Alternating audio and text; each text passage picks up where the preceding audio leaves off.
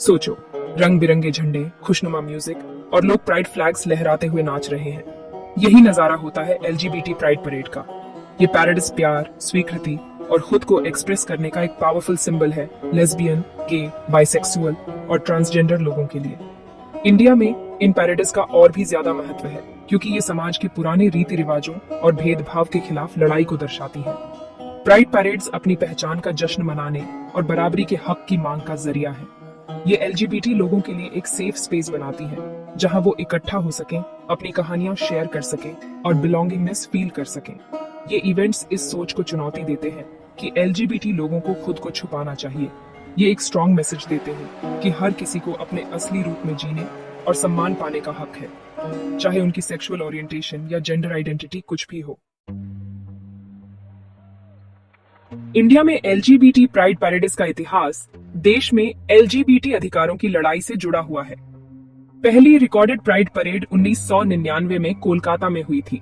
इस इवेंट ने Indian LGBT rights movement में एक नया मोड़ ला दिया। इसने कम्युनिटी और उनके सपोर्टर्स को एक साथ लाकर एकजुटता और प्रतिरोध दिखाया।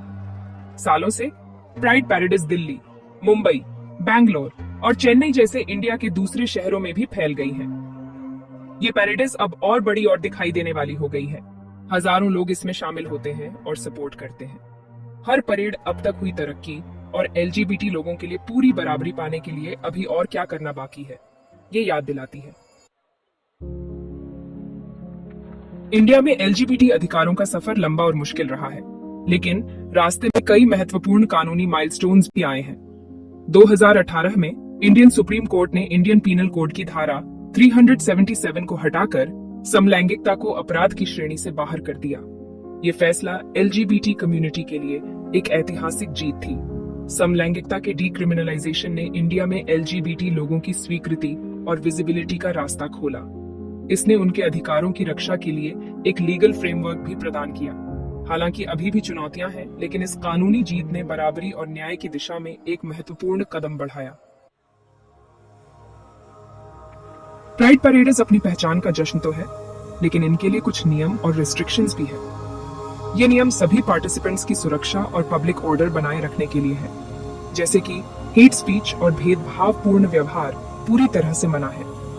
इसके अलावा पब्लिक न्यूडिटी और इंडिसेंट एक्सपोजर आमतौर पर प्राइड पैरेड्स में अलाउड नहीं है। ये रिस्ट्रिक्शंस इंडियन संस्कृति के हिसाब से हैं और इनका मकसद किसी को ठेस पहुंचाने या पब्लिक ऑर्डर में डिसरप्शन से बचाना है।